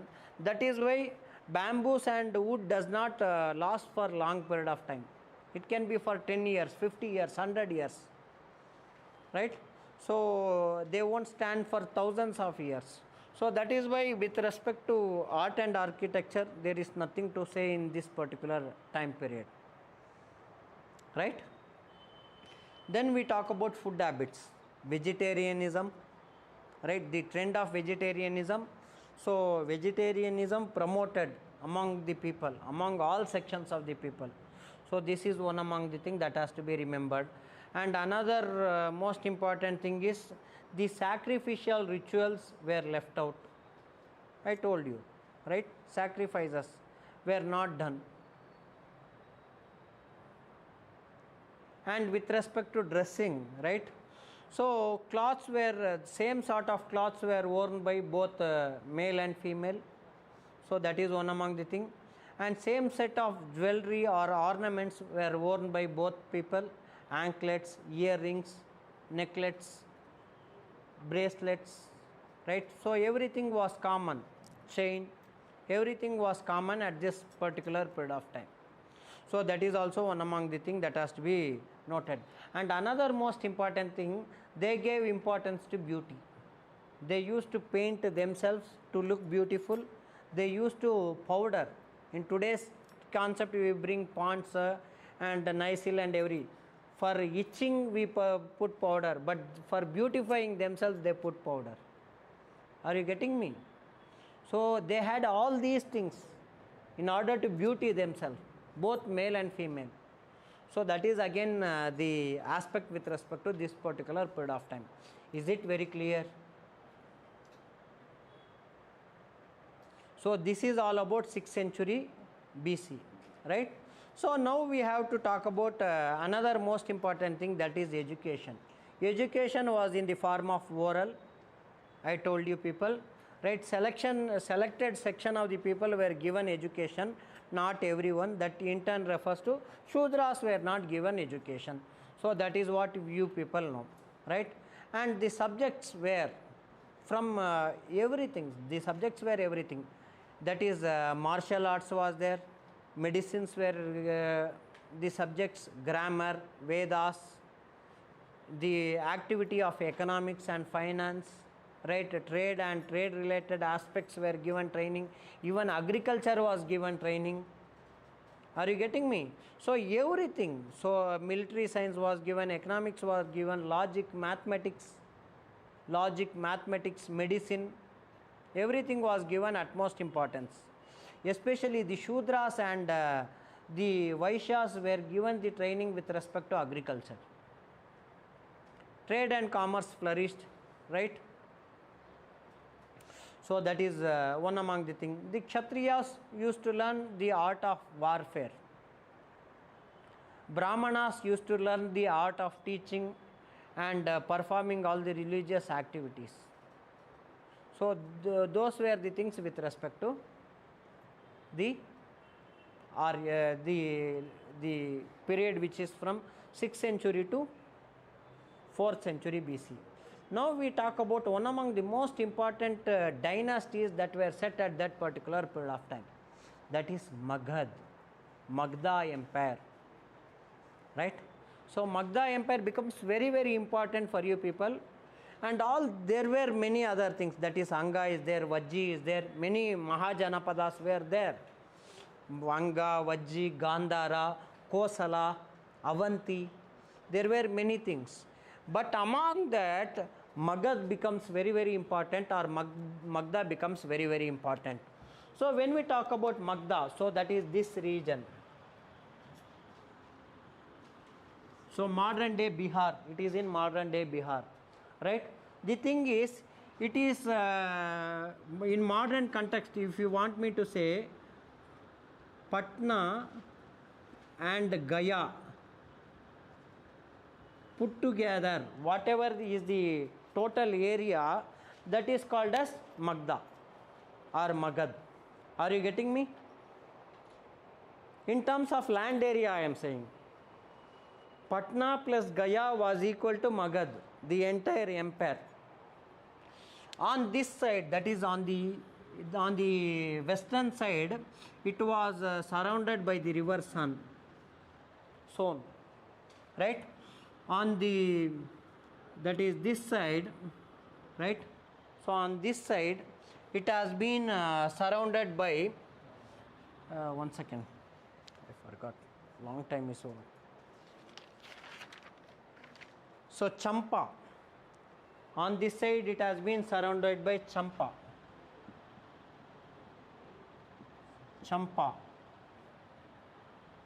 South Vindhyas. South it has been surrounded by Vindhyas, right? So in the north it has been surrounded by Ganges, Ganga.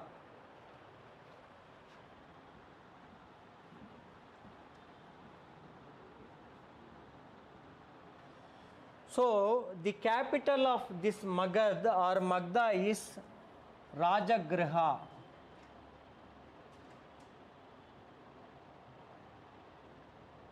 In modern context, it is Rajgir, right? So in modern context, it is Rajgir. So what does this mean, Rajgir or Rajagriha? And the other name is Girivraja. Please note this, because what is the modern name of town with respect to ancient name? That can be asked as match the following. Girivraja, Rajagriha, right, was the capital of Magad.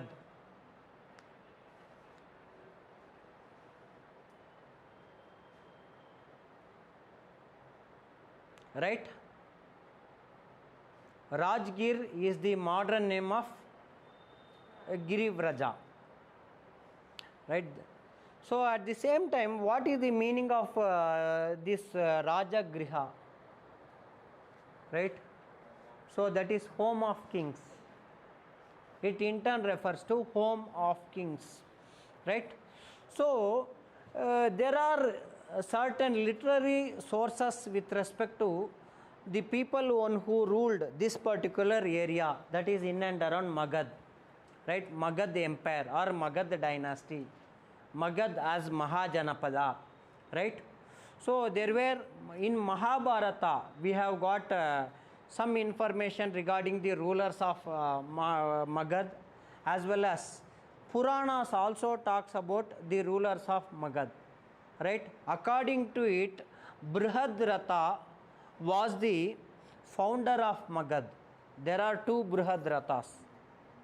One is in Mauryan Empire. Okay, he was the last ruler of Mauryans, Brihadrata. He was killed by Pushyamitra Sunga, right? So this is the different person, that is Brihadrata. He was the founder of Magad, right? Magad Empire. Please make sure that you write something here, because you won't have sufficient information in your textbooks. That is why I want you people to write down something, right? So that is one among the thing. What I was talking about, Brihadrata, right? He was the founder with respect to this particular dynasty. And the earliest dynasty came to an end with respect to 6th century BC itself. The earliest dynasty of Magadha came to end by 6th century BC. Now there were three different families which ruled Magadha over a period of time from 6th century up to 4th century BC until the setting up of Mauryan Empire. Are you getting me? Right? So it is as simple as it is, right? So first and foremost dynasty is Haryanka dynasty. Haryanka dynasty. Write down. Haryanka dynasty. Right? With respect to Haryanka dynasty, when we talk about that, so Bimbisara is the ruler. Bimbisara. There is Bimbisara and Bindusara. Again, you should not confuse. Bimbisara is with respect to 6th century Haryanka dynasty. Bindusara was the son of Chandragupta Maurya and Mauryan Empire. There are similar names, you should not confuse, right? So Bimbisara is not considered as the founder of this dynasty. So there arises the question, who was the founder of this dynasty, right? So we do not have appropriate evidence to show that this is the person. Some historians even believe that Bimbisara is the founder of this dynasty. Some people, but it is not true. Are you getting me? Now, what did this Bimbisara did with respect to Magadha? He is very, very important ruler. He was very ambitious. This ruler was very ambitious. At the same time, he enhanced the prestige of Magad as such. For ruler, prestige becomes very, very important here. Ruler has to be ambitious. First thing. Ruler has to maintain the prestige. It is not his prestige, but it is the prestige of his people. Are you getting me? Right? Who is the ruler in today's context? Narendra Modi, right? He is ambitious, right or not? He is fixing the target for next 25 years. He wants to make sure that India is a developed country by 2025. If at all we have to be developed nation, the per capita income of each citizens has to be $18,000 to $20,000. Are you getting me? $18,000 to $20,000. If at all we meet that benchmark, then only we would be considering developed. China can never be considered as developed because it is not only the national income that talks a lot. It is also the per capita income. It in turn deals with the standard of living of the people. Are you getting me? So all these things put together only we say that is whether a country is developed country or developing country. So in that particular sense, the present ruler is having a vision. It is irrespective whether we are going to achieve or not, that depends on the the government, the present government itself, and the other governments which are coming over a period of time, right or not? So that is the thing. So in the same way, the ruler has to be ambitious, right? So Bimbisara was. And another most important thing is he uplifted the prestige of the country, right or not? So he followed two methods. One is annexation by waging war and conquering. So that is one thing. And another thing is he had matrimonial alliances with respect to other princely or other kingdoms as such. So that is also one among the things that has to be remembered. So when we talk about the matrimonial alliance of Bimbisara, he married the prince of Kosala, right? So the ruler of Kosala was Prasenjit. Prasenjit was the ruler of Kosala at this particular period of time. His sister Kosala Devi was married to Bimbisara. For the expenses of bathing of queen, Kashi was given as a gift. So bath money, that is called as bath money. Are you getting me? So how people have lived in ancient India, can you imagine? As bath money, this Prasenjit has gifted, right, only for the purpose of bath and perfume to the queen, her maintenance, right or not? So that in turn indicates the pride of the queen, right? So for bath money, Kashi was given. So that is one among the things that has to be noted. And another most important thing, he was ambitious administrator, right? He had certain set of people to help him in terms of administration. One is, he in turn had very good administrative system, that is in the form of general affairs. He employed certain people, and he had the standing army, Sena Nayak was there. At the same time, judiciary was there, judges were appointed. And another most important thing, he had the people for collection of taxes.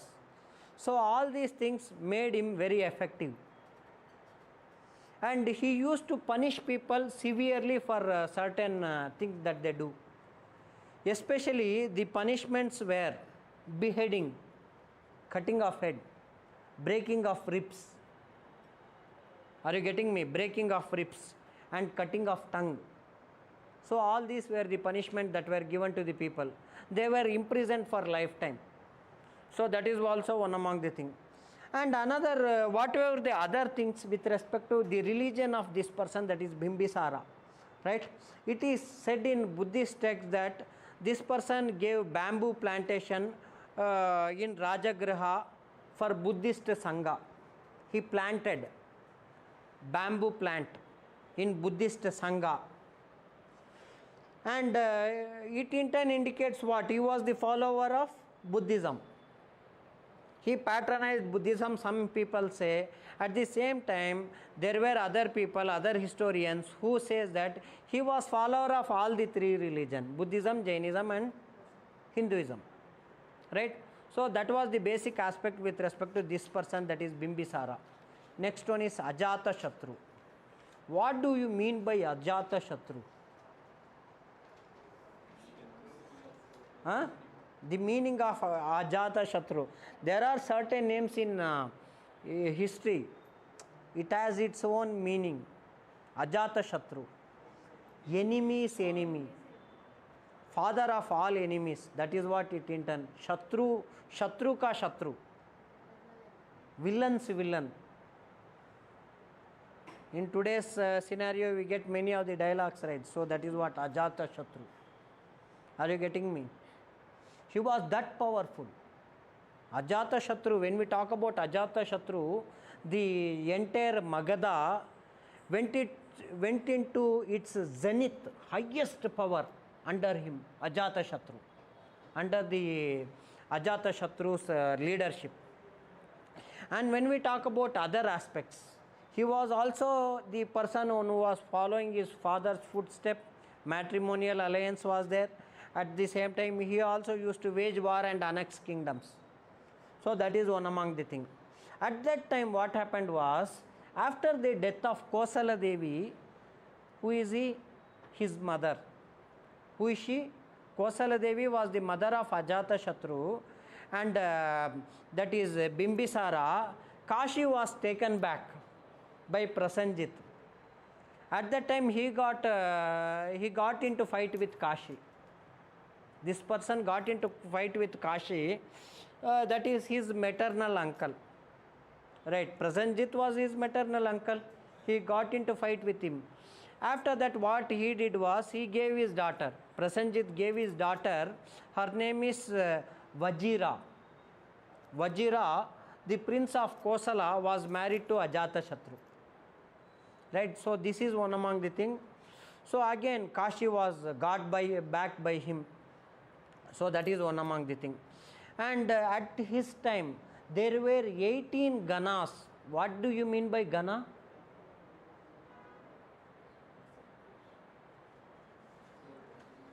Look into your own notes here.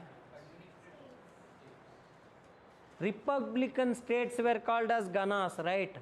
So at this time 18 Ganas fought, they united and they fought with this person, that is Ajatashatru. He had 18 enemies. Are you getting me? So he had 18 enemies. They fought with him and he won the war. That is the speciality of Ajatashatru, right? So what he used in his warfare activities, he used some weapons, right? First one is the weapon which was used to cut down all the bigger stones, and it also used to throw stones on the opponents. He had that machine technology to throw bigger stones on opponents, and that is Ratha Musala. Ratha Musala was his weapon. Ratha Musala, I told you, right? It is cutting of anything, chopping of anything which comes in front of his vehicle. Ratha Musala was used by Ajatashatru in warfare. He was the initiator with respect to that is foundation of Pataliputra.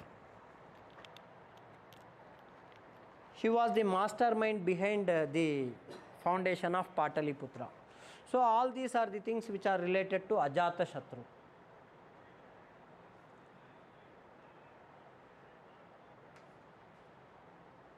Next ruler is Udayabhadra, Udayin, right?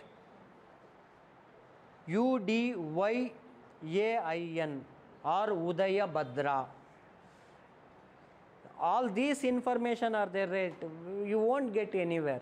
Light sort of thing, they will just give a glimpse of what is what, that's it. Right, Udayin or Udayabhadra.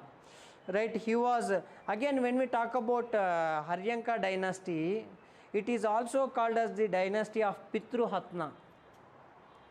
What does it mean? Pitruhatna, killing of father. Ajatashatru captured his father. He killed his father, that is Bimbisara. Right? So that has been a sort of sin. Right? So that is Udayabhadra. Right? So he founded Pataliputra, shifted his capital, founded Pataliputra on the banks of the river Ganges or Ganga. Right? So that was one among the thing with respect to him. And at the same time, he in turn was preparing for fighting with Avanti, another kingdom, which was the only kingdom which was left out. If you could have captured Avanti, then the entire process of annexation would have been over. Right, Avanti. At that time, what happens was, the ruler of Avanti fixes an assassin, appoints an assassin to kill this person, that is Udayabhadra. Udayabhadra was killed by an assassin. Udayabhadra was killed by an assassin when when he was listening to religious lecture which was given by his teacher. He was killed at that particular period of time, right? Now we talk about assassin of prime minister and president. Yesterday, a person was caught in Russia, right? He was aiming to kill topmost officials of India, any of them. So leaders become a very essential at this particular period of time. If you, I have many bad regards even with respect to many parties, but the thing is, in today's scenario, if there is no BJP, are you getting me? What we would be doing at the time of, if at all the war happens? Are you getting me? They are having their, with respect to their administration, there is many problem. Inflation is growing, unemployment is there, many other problem is there with respect to Modi regime. But the thing is, that is not the only scenario. We have to protect our boundary, right? We have our problem with China and Pakistan, right or not? China is testing almost all its missiles with respect to that is Taiwan, and it is also trying to gain upper hand, right or not? Even with respect to Hambantota, it is surrounding us in almost all the way. So there has to be some sort of government which takes a decision in appropriate time. By 2024, the people has to give clear mandate to the sitting government, it might be anything, which has to take decision in the interest of India, so that the shape, the face of India would be fine-tuned for next 50 years. The next 10 years with respect to India is going to change the face of India for next 80 years. Are you getting what I intend mean to say? This is really a big issue. We are trying to be an Vishwa Guru, right? Are you getting me? The power of Russia has been declining, which was one among the superpower at the time of up to the time of dissolution of USSR. The power of USA has been deteriorating, right? So the pride of wounded lion, right? So that is why it is trying to mark my words today, whatever I am saying.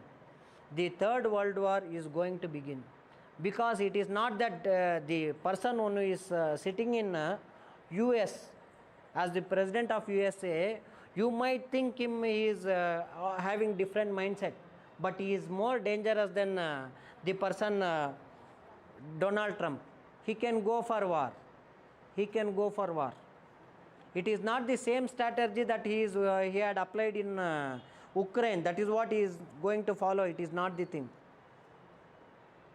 Anyhow, at any point of time, they would in turn do that. At such a scenario, where would India stand? What is our situation? What is our position? India is trying to make sure that it brings entire POK under its control in 1 or 2 years, to make sure that the dispute of Jammu and Kashmir ends in proper manner. Are you getting me? So that is one among the things that has to be remembered, right? When we talk about this assassin, at this time, if at all any assassin takes place, that is very dangerous. Assassin of prime minister or assassin of home minister, assassin of finance minister, not even finance minister, assassin of foreign minister. The way that Jaishankar, our foreign minister, has been showcasing India with respect to the point of view of the world, right? No other that is foreign minister until today has done that. He knows how to talk in front of press. He says that all the US problems are world's problem, right? All the world's problem are not Europe's problem. Are you getting me? So in order to say that, you should have a guts, and only words doesn't matter. You have to be in a position to dictate certain things, right or not? You should show the path of growth. We are the growing economy. Why other countries respect India in today's scenario? We are a growing economy. We are having double degree growth India is the only country which is under growth, right or not? China has minimized its growth to 3.2%. Right, America and other countries are growing at minus 0.2, 0.3 minus, right? So these are the problems. So the assassin of any leaders would in turn hurt India. The basic reason why we lost POK was the under Modi, the under that is Jawaharlal Nehru's that is leadership. The person who was attending UN, right, ambassador as a UN, he was unable to express what was happening in J&K. If he would have done that at that particular period of time, like that of Jaishankar, what he does today, the entire scenario would have been different, right? So that is what with respect to Udayin, right? So he in turn, what happens is, so he was assassinated by the person who was appointed by the ruler of Avanti.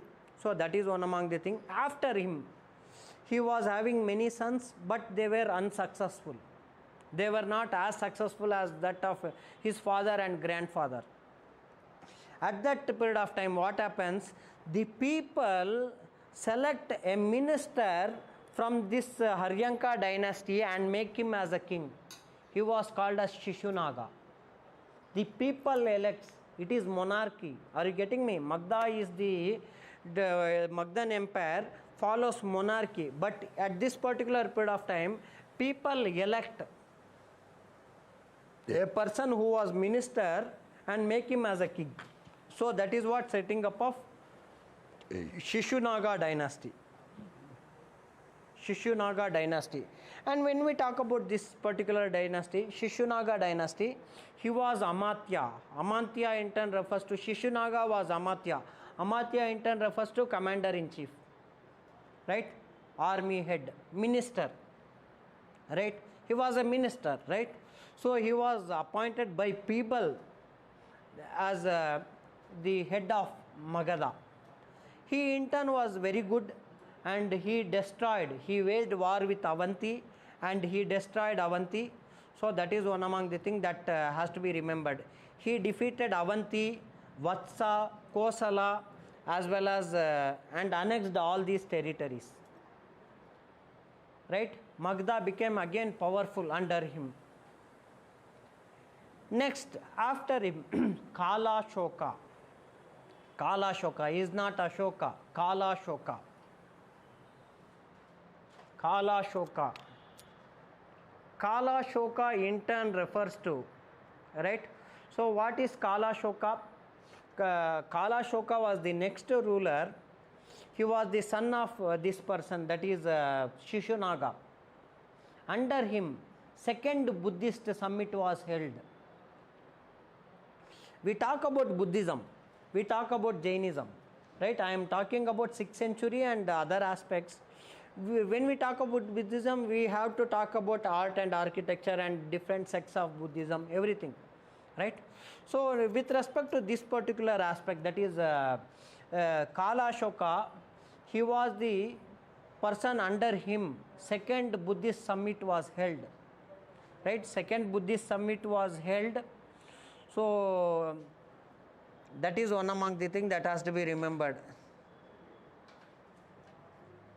He was murdered by his minister. He was murdered by his minister and founded Nanda dynasty. Right? He was murdered by his minister and founded Nanda dynasty. So now we talk about Nanda dynasty, right? Ugrasena was the founder of Nanda dynasty. Ugrasena was the founder of Nanda dynasty, right? So when we talk about Nandas, Puranas has sufficient, it gives some sort of information about Nandas. 9 rulers ruled for 100 years. Purana says 9 rulers ruled for 100 years. We have to talk about most important ruler of Nandas, that is Mahapadmananda. Mahapadmananda, right? He was called as Ekrat. He ruled for around 28 years. This person was born to Shudra woman. Right, father might be from king, but he might have many queens, right, among that. Right, he was born to Shudra woman, that is Mahapadmanabhananda. So this person had a control over greater part of India. He was we can say he was the first person who was on the path of unification of India, except Punjab and Kashmir. Entire northern province were under his control. Are you getting me? Except Punjab and Kashmir, that is Ikshwakus were under his control, and Panchala, Kashi, Kalinga, right, Kuru, Mithila, everywhere, every people were under his control. That is why I told you, except that is Punjab and Kashmir, right. And another most important thing is he also expanded towards Deccan. He also has its expansion towards Deccan, and he also was having greater say over parts of Karnataka. Now can you imagine, do you think that he is really a person who was part of unification process? He was the initiator. Are you getting me? He was the initiator with respect to unification of India, north plus south, right. So that was the thing with respect to Mahapadmanabhananda, right. So Pliny says, Pliny was an historian, right. So he says that under this person, that is Mahapadmanabhananda, right, India was under one rulership. India was, he was Ekrat. India was under the control of one person. That's what Pliny says. He was a historian. He has written a book in which he has mentioned that, right. When we talk about he had sufficient army in order to do that. He was having around 20,000 cavalries, 2 lakh infantries, and 2,000 chariots, 3,000 elephants. All these things were part of his military. Now we talk about another person, that is the last ruler of Nanda dynasty, that is Dhanananda, right, Dhanananda. So Dhanananda was unpopular ruler. He was not popular. He was the person who was greed of money. He was money minded. Are you getting me? He used to torture people by collecting taxes. That is, when we talk about that, he hoarded the wealth, that is gold, silver, and all the precious stones and many things on the, that is especially his treasure, his bank was on the beds of Ganges. He hoarded everything on the beds of Ganges. Are you getting me? He hoarded every, whatever the thing that comes as tax. He was not satisfied with that,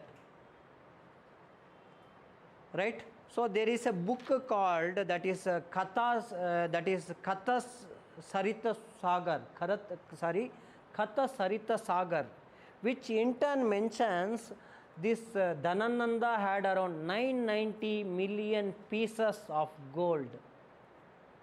990 million pieces. What is 1 million? It is 10 lakh. 990 million pieces of gold was with him, gold bars. Then what is the amount of wealth that he amassed? Though after having that much of wealth, he was not doing any sort of welfare activities with respect to his people. Even Chandragupta Maurya mentions that he was unpopular ruler. Are you getting me? But the thing was that Kautilya or Vishnugupta, he was part of this Dhanananda. He was the chief priest and he was Raja Guru for these Nandas, right? So he was insulted and he goes out and he looks a boy who was commanding a group of people while playing games, kabaddi or something like that. Are you getting me? So he raises this person, that is Chanakya, raises this person and makes him a brave warrior. He teaches almost all the qualities of becoming a Raja. Are you getting me? That is the importance of Raja Guru. They can destroy any kingdom. They can make any kingdom. That is the power. That was the power of Brahmana. Are you getting me? Why people ask, why Kshatriyas, right? Why not Kshatriyas are that powerful when compared to Brahmanas? At time they can destroy the kingdom. Parashurama, right? He was Brahmana who killed almost all the kings of North India at particular period of time. There were no one to stand opposite to him. Parashurama. Even Lord Rama, when Parashurama got angry, he got to bow his head down in terms with respect to Parashurama, and silently say that I am yourself, I am Vishnu. Are you getting me? So that is why people feared Brahmins at that particular period of time, right? So they could have broken any empire and made any new empire. This Chanakya did that, and he was the brain behind the mega empire that was Mauryan Empire. He guided Chandragupta Maurya in each and every aspect. In history, initially it says Chandragupta Maurya attacked these Nandas at the time of Dhanananda, but Dhanananda defeated them easily. So that was behind the scene. Actually, it was not on the insistence of Chanakya. Are you getting me?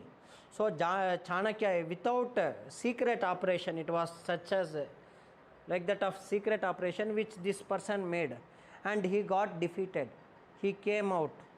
So that was, though he was unpopular, these Nandas were unpopular, Dhanananda was unpopular, he was able to defeat Chandragupta Maurya.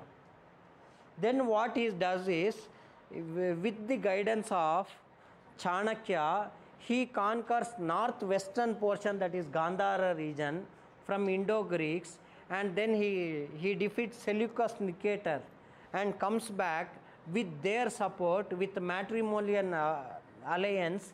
He comes back and hits hard with Nandas and defeats them and set up Mauryan Empire. Is it very clear? Today also time is up. Right? I will dictate it. At least I will give something today. I will try to give it something today. Okay? Vedic period. I will give it as points, some points. Okay? Vedic period. The heading is Vedic period. I will give out Vedic period today. The geographical extent of Aryans. Please write fastly. The geographical extent of Aryans is known from their hymns. Hymns means chanting, right? Mantras. Known from their hymns, through which we come to know various rivers and mountains. Through which we come to know various rivers and mountains. Are you getting me? The question is, from where we get to know about the information about the geographical location at times of Vedic period. So through their hymns.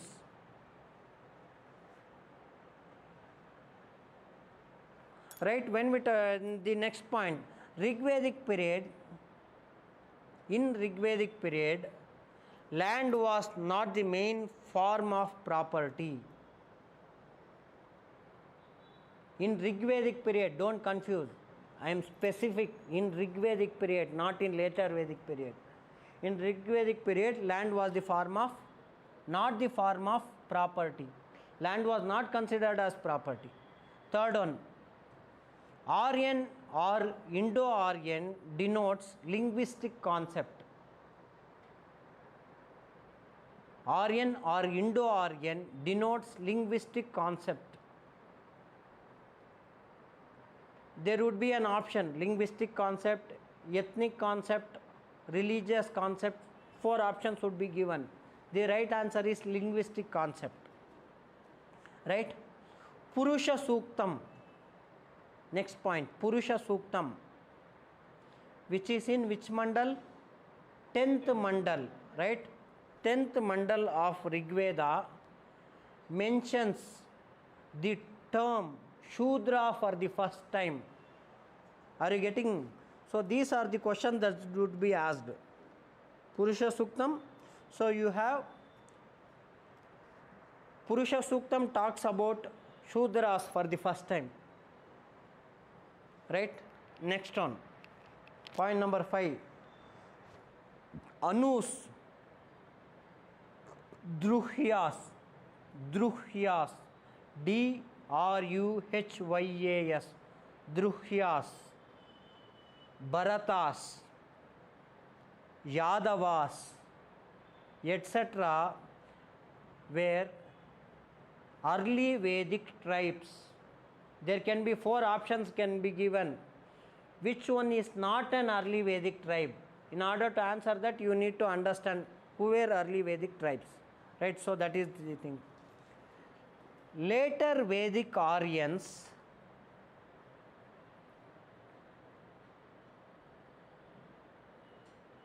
Indo-Gangetic divide and upper Gangetic plains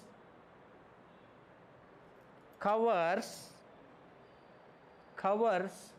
portion of Uttar Pradesh, Haryana, parts of Punjab and Haryana. Right. First you start from Indo-Gangetic divide. Indo-Gangetic divide or upper Gangetic plains covers the portion of Uttar Pradesh, parts of Punjab, Haryana, which was at the time of later Vedic period. Are you getting me? I am specific to the topic with respect to this question. I am talking about only upper Gangetic plains. If we talk about Yamuna plain, we would also talk about that is later Vedic period. These people have come up to here, right? I am talking only about upper Gangetic plain. Please stick to the point. Right? Another one. There was no monetary economy. There was no monetary economy at the later Vedic period.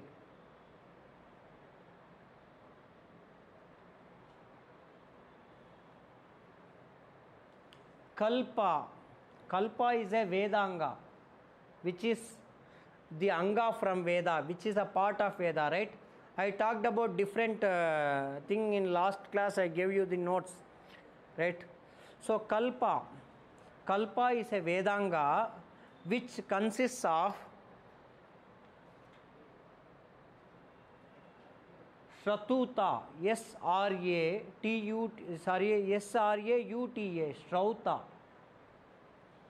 Kalpa consists of Shrauta, Grihya, Grihya, Grihya, and Dharma Sutras.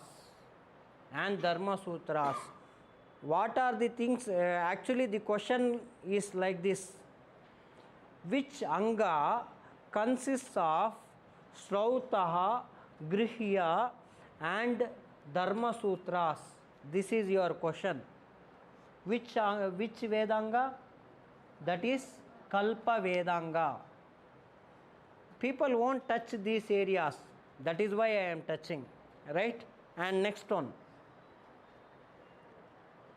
In later Vedic period, Kuru and Panchala were important kingdoms. Kuru and Panchala were important kingdoms.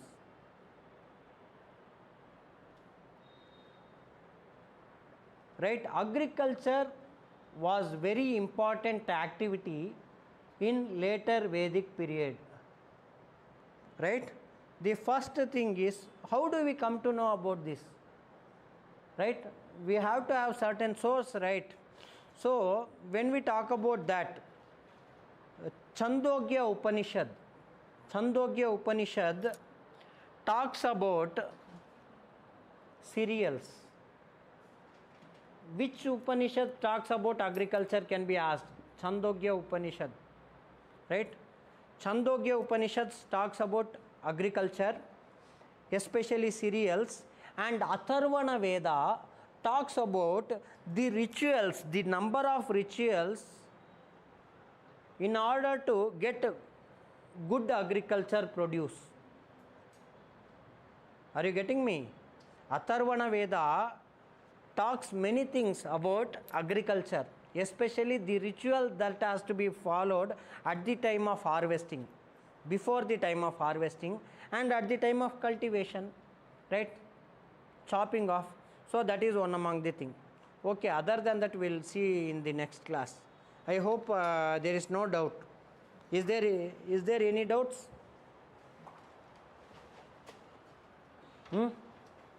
Any doubt? Any other thing to be clarified? Yes. So if Mahavira was the 14th Tirthankara, then who was the first? Sorry? If Mahavira was the 14th Tirthankara, then I will tell it. We have not yet touched that, right? Then why do you worry? Right? So study and come. If there is any doubt, I will wait outside. You can clarify. Thank you.